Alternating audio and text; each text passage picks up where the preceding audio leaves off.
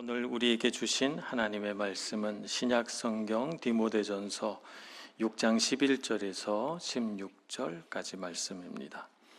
디모데전서 6장 11절에서 16절까지 말씀 봉독하겠습니다. 오직 너 하나님의 사람아, 이것들을 비하고 의와 경건과 믿음과 사랑과 인내와 온유를 따르며 믿음의 선한 싸움을 싸우라. 영생을 취하라.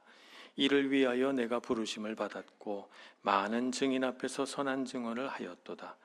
만물을 살게 하신 하나님 앞과 본디오 빌라도를 향하여 선한 증언을 하신 그리스도 예수 앞에서 내가 너를 명하노니, 우리 주 예수 그리스도께서 나타나실 때까지 흠도 없고 책망받을 것도 없이 이 명령을 지키라. 기약이 이르면 하나님이 그의 나타나심을 보이시리니, 하나님은 복되시고 유일하신 주권자이시며 만왕의 왕이시며 만주의 주시요 오직 그에게만 죽지 아니함이 있고 가까이 가지 못할 빛에 거하시고 어떤 사람도 보지 못하였고 또 볼 수 없는 이시니 그에게 존귀와 영원한 권능을 돌릴지어다. 아멘. 사도 바울은 자신의 믿음의 아들이라고 불렀던 복음의 동력자 디모데에게 편지를 써 보냅니다. 그가 편지를 써 보낸 이유는 이 디모데가 자신의 뒤를 이어서 굳건한 믿음 위에 서서 사도 바울이 세웠던 그 수많은 교회들을 잘 목양할 수 있게 되기를 바랐기 때문입니다. 오늘 본문의 말씀에서는 믿음에 대하여 이야기하고 있는데요. 오늘 본문의 말씀을 통해서 믿음이라고 하는 것이, 믿음을 가지고 산다는 것이 왜 싸움의 형태를 띠고 있는지, 또 믿음으로 살아갈 때 우리는 어떤 싸움을 싸워야 하는지 함께 묵상해 보고자 합니다. 믿음을 갖는다는 것은 단순히 신앙이 있다, 신앙을 가지고 산다라고 하는 것을 넘어서는 일입니다. 왜냐하면 우리 삶을 바라보는 가치관과 자기가 속한 세계가 바뀌는 큰 사건이기 때문입니다. 믿음을 가지고 하나님 나라의 백성이 되면 세상의 가치관이 다스리는 세상 나라에서 하나님의 나라로 자신의 소속이 바뀌게 되죠. 나라가 바뀌게 되니까 그 나라가 추구하는 것에 따라서 그 나라에 속한 사람이 추구하는 것도 달라집니다. 세상에 속하면 세상이 다스리는 곳에서 세상이 주는 가치관이 최고인 줄 알고 살게 되고, 하나님의 나라에 속하게 되면 하나님 나라에서 최고로 여기는 가치를 쫓아서 그 가치를 쫓으며 살아가게 되어 있는 것이죠. 그래서 우리 성도들은 하나님의 나라에 속하여서 그 하나님 나라의 그 모든 지침이 담겨져 있는 성경 말씀 안에 가장 좋은 것들을 받아들이고 그것을 추구하며 살게 됩니다.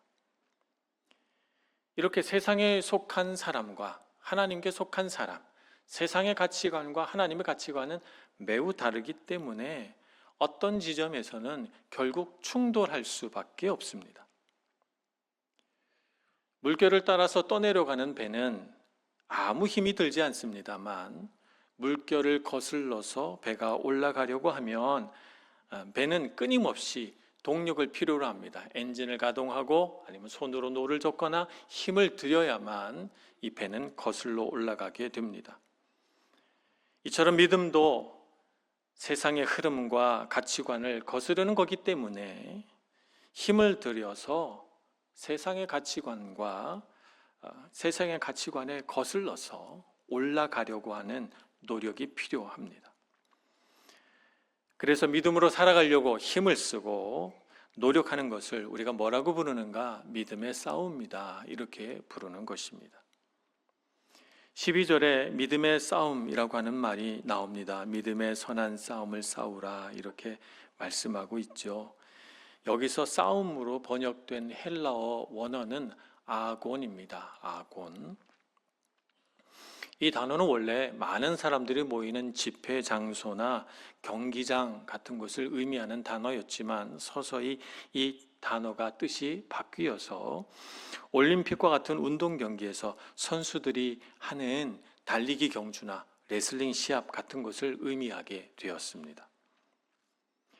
사도 바울이 믿음의 싸움이라고 하는 표현을 할 때 이 운동 선수들이 싸우는 경기, 달리기 경주라든지 레슬링 시합이라든지 이런 것을 일컫는 이 아곤이라고 하는 단어를 사용한 것은 믿음이 그와 같은 경주를 포함하고 있기 때문입니다. 믿음이 때로는 올림픽에서 결승점을 향해 끝까지 달리는 경주 같기도 하고, 또 믿음이 때로는 상대방을 제압하기 위해 온 힘을 다하는 레슬링과 같기도 했기 때문에 아곤이라고 하는 단어를 쓴 것입니다.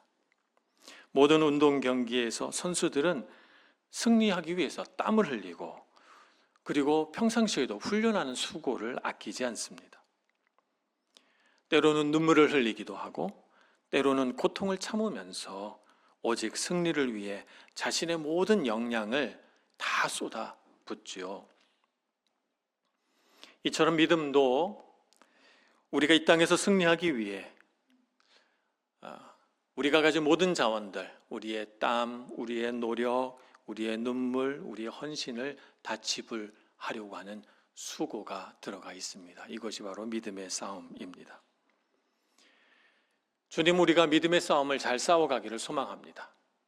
세상이 흘러가는 대로, 세상이 바라는 대로 그리스도인인지 그리스도인이 아닌지 분별이 잘 되지 않는 그런 사람으로 살기를 바라지 않으십니다.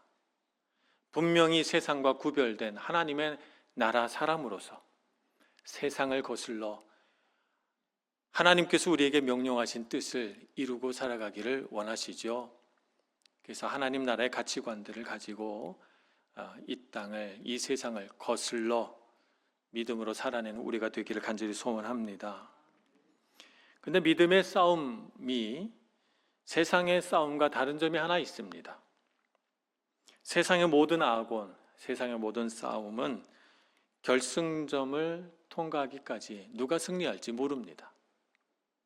승자를 알 수 없기 때문에 이 경기를 하는 선수들이나 운동하는 그 모든 선수들은 굉장히 큰 불안과 스트레스를 받죠. 누가 이길지 알 수 없기 때문에 엄청난 스트레스 속에서 경기를 해 나가게 되는 것입니다. 그러나 성도의 싸움은 그렇지 않습니다. 성도의 싸움은 그리스도께서 이미 승리한 싸움을 싸우기 때문에 우리 성도의 싸움에 있는 것은 기쁨과 감격입니다. 감사함으로, 감격으로, 기쁨으로 싸워가는 것이죠. 예수님께서는 이 싸움을 이렇게 표현하셨습니다. 요한복음 16장 33절입니다. 이것을 너희에게 이르는 것은 너희로 내 안에서 평안을 누리게 하려 함이라. 세상에서는 너희가 환난을 당하나 담대하라. 내가 세상을 이기었노라. 예수님은 제자들이 세상 속에서 많은 싸움을 싸워가야 한다는 것을 아셨습니다. 그들이 얼마나 많은 환난을 당할지 아셨습니다. 그럼에도 불구하고 평안하라 말씀하시고 담대하라 말씀하십니다. 이렇게 말씀하실 수 있는 이유는 무엇입니까? 그것은 바로 예수님께서 십자가 위에서 이루실 승리 때문입니다. 예수님께서 십자가 위에서 우리의 모든 연약함, 우리의 모든 불의, 우리의 모든 죄를 다 지고 대속하셨지 않습니까? 그래서 우리는 이 땅을 살아가면서 죄책감에 눌려서 나는 왜 이렇게 부족할까? 나는 왜 이렇게 못났을까?를 묵상하지 않고 살아가도 됩니다. 우리의 모든 연약함과 우리의 모든 불의는 예수님이 다 가져가셨으니까요. 그리고 예수님께서 십자가 위에서 승리하셨기 때문에 우리는 우리 안에 나를 향해서 막 올라오는 수많은 죄의식, 죄책감과의 싸움에서 능히 승리할 수 있습니다. 또 예수님께서는 죽음에서 부활하셨기 때문에 이 세상에서 우리를 두렵게 하는 어떤 어둠의 힘과도 우리는 능히 싸워 이겨낼 수 있습니다. 예수님께서 죽음조차 이기셨는데 우리가 무엇인들 못 이기겠습니까? 그래서 주님의 승리를 나의 승리로 받아들이고 내 앞에 다가와 나를 힘들게 하는 그 수많은 문제들 앞에서 주님께서 이기셨으니 나도 이길 수 있다 고백하고 선포하며 살아가는 것입니다. 이것이 바로 우리 성도들이 싸우는 믿음의 싸움입니다. 그렇기 때문에 우리는 평안합니다. 그렇기 때문에 우리는 주님의 승리 앞에서 감격합니다. 주님, 저도 할 수 있습니다. 주님, 저에게 승리를 주셨군요. 감사와 감격으로 주님을 바라보며 믿음의 싸움을 해나갈 수 있는 것이죠. 이와 같은 것이 바로 우리 믿음의 싸움이 가진 영적인 신비입니다. 분투하고 싸우지만 감사가 있고 기쁨이 있고 감격이 있습니다. 요한일서 5장 4절에서는 이와 같이 말씀하십니다. 무릇 하나님께로부터 난 자마다 세상을 이기느니라. 세상을 이기는 승리는 이것이니 우리의 믿음이니라. 하나님께로부터 난 자, 곧 믿음으로 살아가는 자에게는 이미 승리가 주어져 있습니다. 그러니 걱정하지 마시고 두려워하지 마시고 불안해하지 마시고 믿음의 선한 싸움을 계속 싸워나가는 여러분들 되시길 축복합니다.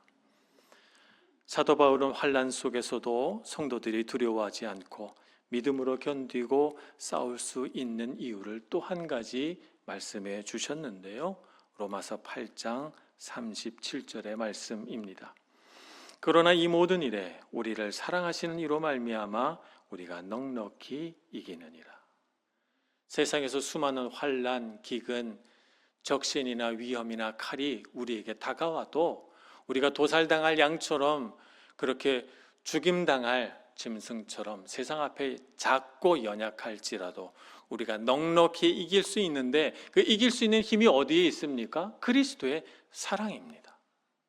그리스도의 사랑이 우리 안에 있기 때문입니다. 그래서 주님께서 우리 성도가 세상에 나가서 싸울 때 주님도 함께 우리와 계시고 우리가 싸울 때 주님도 우리와 함께 싸워주시고 우리가 능히 이길 수 있도록 우리를 도우시는 분이신 줄로 믿습니다. 주님의 사랑을 의지해서 로마서 8장 37절의 말씀처럼 우리를 사랑하시는 이로 말미암아 우리가 넉넉히 이기느니라 선포하며 우리가 싸우는 선한 싸움을 계속해서 싸워가기를 소망합니다. 주님을 신실하게 의지할 때 우리 믿음의 선한 싸움은 더욱 능력 있어지리라 믿습니다. 그와 같은 믿음의 싸움에 조금도 물러섬이 없는 믿음의 용사 되시길 축복합니다. 그런데 운동 경기에도 규칙이 있듯이 믿음의 싸움도 규칙이 있습니다. 싸움이라고 하는 것이 내 마음대로 하는 것이 아니라 하나님께서 정해주신 규칙에 따라 싸워야 승리할 수 있습니다. 이 규칙이 무엇인가 하면 피하라와 따르라의 규칙입니다. 오늘 디모데전서 6장 11절 말씀을 보니 이렇게 기록되어 있습니다. 오직 너 하나님의 사람아 이것들을 피하고 의와 경건과 믿음과 사랑과 인내와 온유를 따르며 라고 되어 있습니다. 어떤 것은 피하고 어떤 것은 따라야 한다는 말씀이죠. 우리는 이 규칙을 따라서 피할 것은 피하고 따를 것은 따를 때 이 싸움에서 넉넉하게 승리할 수 있는 것입니다. 그러면 무엇을 피하고 무엇을 따라야 할까요? 먼저 피해야 할 것은 오늘 우리가 읽은 본문의 말씀 바로 앞에 있는 구절들입니다. 디모데전서 6장 3절에서 10절 말씀에서 언급하고 있는 탐욕과 부패한 마음, 요동치는 마음과 교만, 시기와 분쟁 이런 것들이 피해야 할 것들입니다. 따라야 할 것들도 있습니다. 따라야 할 것들은 무엇입니까? 11절에서 말씀하고 있는 의와 경건과 믿음과 사랑과 인내와 온유입니다. 우리는 먼저 탐욕과 부패한 마음을 피해야 합니다. 신앙생활을 하면서 우리 신앙생활에서 가장 중요한 것이 하나님을 경외하는 마음입니다. 하나님을 경외하는 이 마음이 우리 마음 속에서 우선순위를 바꿀 수가 없습니다. 이것이 최고 중요한 것이고 그 다음에 우리가 경제생활도 하고 공부도 하고 세상에 나가서 인정도 받고 능력 있게 살아가기도 하는 것이죠. 하나님을 경외하는 것이 최고의 가치인데 그런데 이 최고의 가치 위에 돈을 더 사랑한다든지 세상의 명예와 세상의 인정을 더 추구한다든지 하면 그러면 믿음의 싸움에 문제가 생깁니다. 세상의 돈과 세상의 칭찬과 인정을 더 바르고 좋아하면 하나님은 그 바라는 세상의 것들을 얻는 도구로 전락하고 맙니다. 이런 돈을 얻기 위하여 교회 다니고 이런 세상의 성공을 위하여 신앙을 갖는다면 그 신앙이 바른 신앙이라고 할 수 있겠습니까? 하나님은 온 세상의 주인이시고 하나님 안에는 모든 풍부한 것들이 가득 있으며 하나님은 모든 것을 할 수 있는 전지전능하신 분이십니다. 하나님을 믿고 경외하면 하나님 안에 있는 그 풍성한 것들이 우리에게로 흘러들어와 우리는 넉넉하게 되고 평안하게 되며 이 세상에서 하나님이 주신 형통을 누리게 됩니다. 그런데 그 하나님을 경외하지 않고 하나님께서 우리에게 주실 하나님의 자원들을 하나님의 자리에 올려놓고 돈을 더 사랑하고 세상의 명예와 세상의 인정과 칭찬을 더 사랑하고 산다면 어찌 우리의 싸움이 믿음의 싸움이 되겠습니까? 그래서 사도 바울은 탐욕과 부패한 마음을 피하라. 하나님 경외하는 마음 대신에 그 자리에 다른 어떤 것도 놓지 말라 말씀하고 있는 것입니다. 그래서 피할 것은 탐욕과 욕심이고 따라야 할 것은 의와 경건입니다. 의와 경건은 하나님을 향한 태도를 말하는 것입니다. 하나님과의 관계가 바로 서 있어야 우리의 모든 신앙생활이 빛이 납니다. 우리 일상의 모든 순간들이 하나님을 향한 예배가 되고 하나님이 기뻐하시는 사람에게 풍성한 은혜와 복을 주시는 줄로 믿습니다. 그렇기 때문에 이 피해야 할 것과 우리가 따라야 할 것들을 절대로 혼동하시면 안 되겠습니다. 운동선수에게 기본기라고 하는 것은 굉장히 중요합니다. 기본기가 잘 갖추어져 있어야 그가 훈련하면서 배우는 여러 가지 높은 수준의 기술들을 그가 다 받아들여서 뛰어난 운동선수가 되게 됩니다.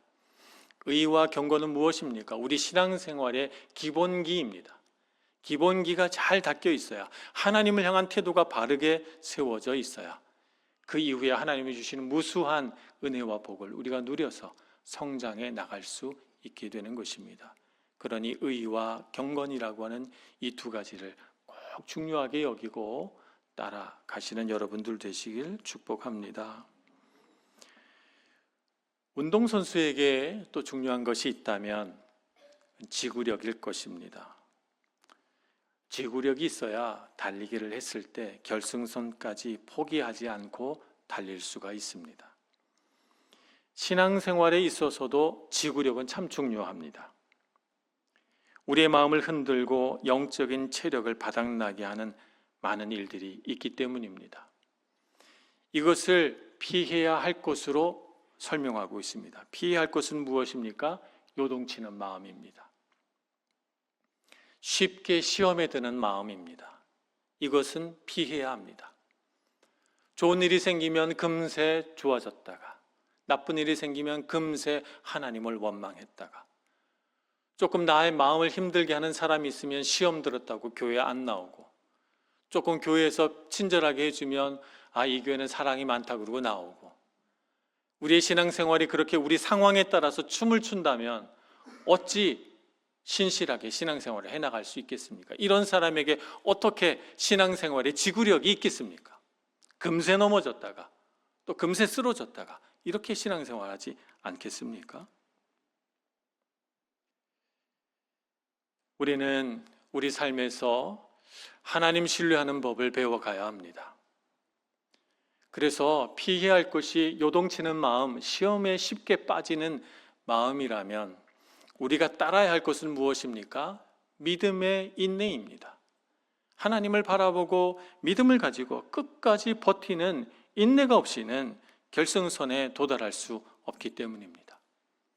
믿음의 인내를 가지고 우리 삶의 수많은 우리를 요동치게 하는 일들을 잘 견디어 내시는 여러분들 되시길 축복합니다. 우리의 마음을 힘들게 하는 일들이 많이 있습니다. 사람이 우리의 마음을 어렵게 할 수도 있고, 우리 몸의 건강이 우리의 마음을 어렵게 할 수도 있고, 경제적인 손실이나 우리 사업상의 어려움들이 우리의 마음을 힘들게 할 수 있습니다. 요동치게 할 수 있습니다. 그때마다 우리는 하나님을 바라보아야 합니다. 하나님께서 우리의 삶을 얼마나 굳게 붙들고 계시며 내가 서 있는 이 믿음의 기반이 얼마나 견고한가를 보아야 합니다. 신실하게 하나님을 바라보며 끝까지 믿음의 인내를 발휘하셔서 결승선에 서는 그날까지 조금도 흔들림이 없는 여러분 모두가 되시길 축복합니다. 마지막으로 피해야 할 것, 그리고 따라야 할 것이 있습니다. 운동선수에게 또 한 가지 덕목이 있다면 팀워크를 존중하는 마음이겠지요.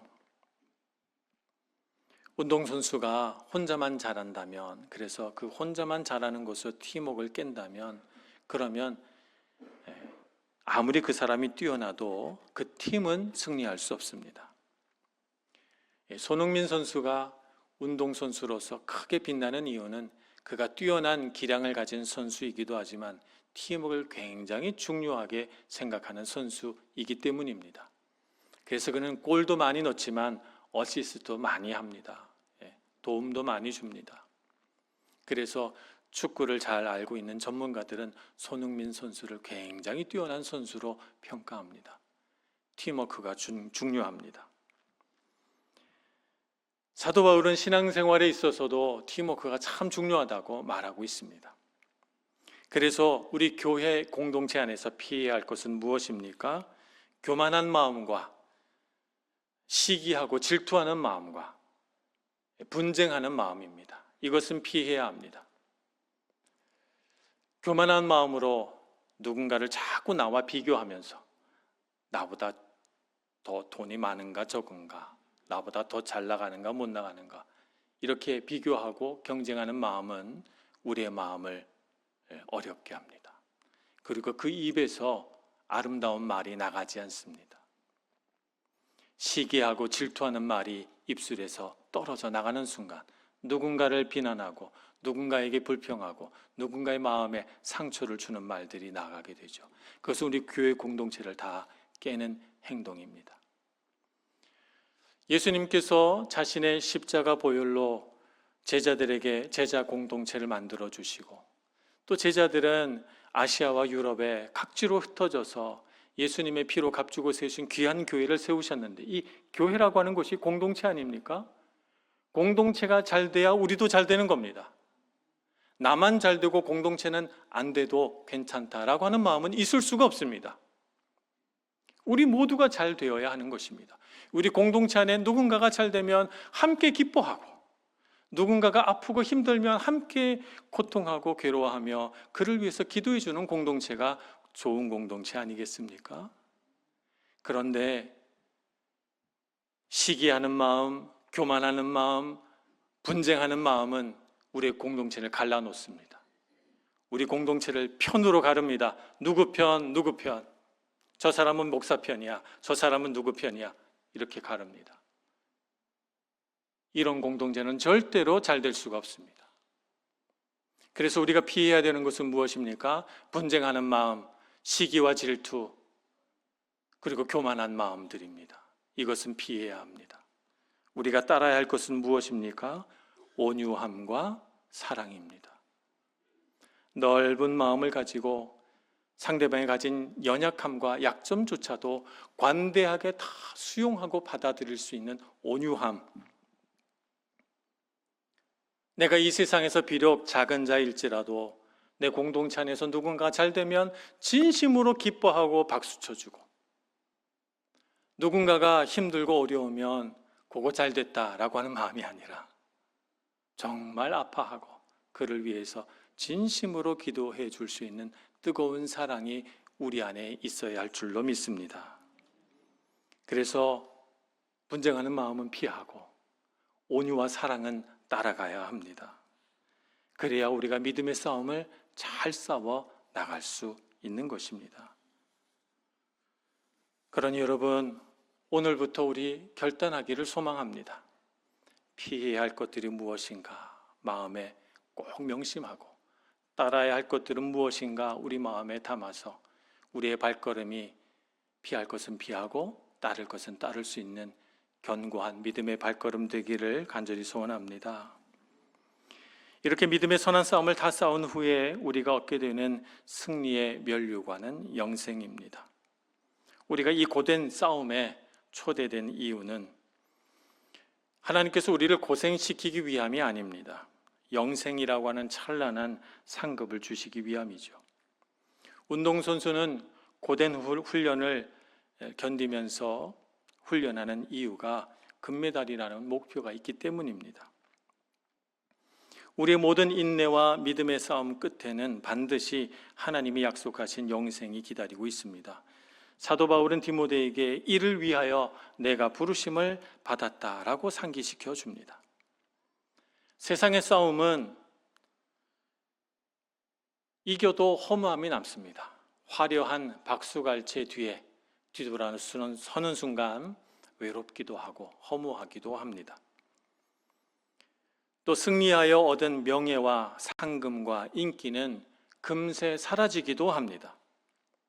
세상의 승리는 불안합니다. 계속해서 승리하지 않으면 그 숱한 승리를 기억해 주지 않은 채 비난의 화살을 던지기 때문입니다. 그래서 세상의 승리는 불안하기도 하고 허무하기도 하고 금세 사라지기도 합니다. 그러나 믿음의 싸움으로 얻은 영생은 결코 썩지 않습니다. 결코 쇠하지 않습니다. 영원하고 참된 생명의 면류관입니다. 본문에서 오늘 사도 바울은 영생을 취하라 이렇게 말씀하고 있습니다. 영생을 취하라라고 할 때 이 말 취하라라고 표현된 말은 경기가 끝난 후에 승리한 선수가 시상대 위에서 우승컵을 두 손으로 잡아 올리는 장면을 연상하게 합니다. 우리가 싸워야 할 모든 싸움을 다 잘 싸우고 마지막 날 시상대 위에서 승리의 잔을 높이 들어 올릴 수 있기를 소망합니다. 믿음의 싸움으로 얻은 승리는 세상의 승리와 달리 우리에게 최고의 상태가 끝까지 이어질 수 있도록 인도해 줍니다. 하나님의 나라에서 얻는 영생은 우리에게 주어진 승리를 점점 더 크게 만들어주고 점점 더 풍성하고 점점 더 깊이 있는 은혜 가운데로 우리를 인도해 줍니다. 그래서 영생이라고 하는 것이 단순히 죽지 않고 영원히 산다라고 하는 의미가 아니라 하나님의 나라에서 하나님 안에 있는 그 풍성함과 그 광대함과 하나님의 그 깊은 경륜을 깊이 깨달을 수 있다라고 하는 영광입니다. 그래서 영생은 우리를 어떻게 인도합니까? 영생은 우리를 점점 더 넓은 삶으로 인도합니다. 풍성함이 고갈되지 않는 삶으로 우리를 인도합니다. 다시는 뒤로 돌아서지 않는 삶, 약해지지 않고 강건하며 견고한 삶으로 우리를 인도해 줍니다. 그래서 영생은 죽어서 우리가 받는 영생도 영생이지만 이 땅에서 주님을 믿는 그 믿음으로 싸워나가는 이 순간에도 우리에게 주어지는 것입니다. 이 믿음의 싸움을 다 싸우고 주님 앞에 서게 되는 그날, 주님 앞에서 우리는 흠도 없고 책망받을 것도 없는 신실한 믿음의 사람으로 서기를 원합니다. 마지막까지 믿음으로 잘 싸운 성도는 주님 앞에 서는 그날 그가 믿음으로 붙들었던 그 영생이 얼마나 영광스러운 것이었나 하는 것을 온몸으로 경험하게 될 것입니다. 지금 당장은 믿음으로 살아가는 것이 참 힘들고 고될 수 있습니다. 지칠 때도 있을 것입니다. 그러나 우리를 위하여 예비된 그 영원한 생명의 면류관을 바라보면서 오늘도 피할 것은 피하고 따를 것은 따르며 신실하게 믿음의 선한 싸움을 싸워간다면 영광의 그날이 반드시 우리에게 찾아오리라 믿습니다. 믿음의 싸움을 계속해서 잘 싸워가시는 여러분 모두가 되시길 간절히 소원합니다. 기도하겠습니다. 자비하신 하나님, 우리에게 놓여져 있는 삶이 싸움이라고 하는 사실을 깨닫습니다. 믿음의 선한 싸움을 싸워가며 이 세상이 원하는 것과 다른 하나님 나라의 귀한 것들을 추구하고 따르는 능력 있는 삶을 살게 해 주옵소서. 그래서 우리 삶 가운데 베풀어 주신 하나님의 은혜와 그 영광과 영생이 얼마나 큰가 하는 것을 우리 삶으로 경험하고 체험하며 사는 저희들 되게 하여 주옵소서. 예수님의 이름으로 기도합니다. 아멘.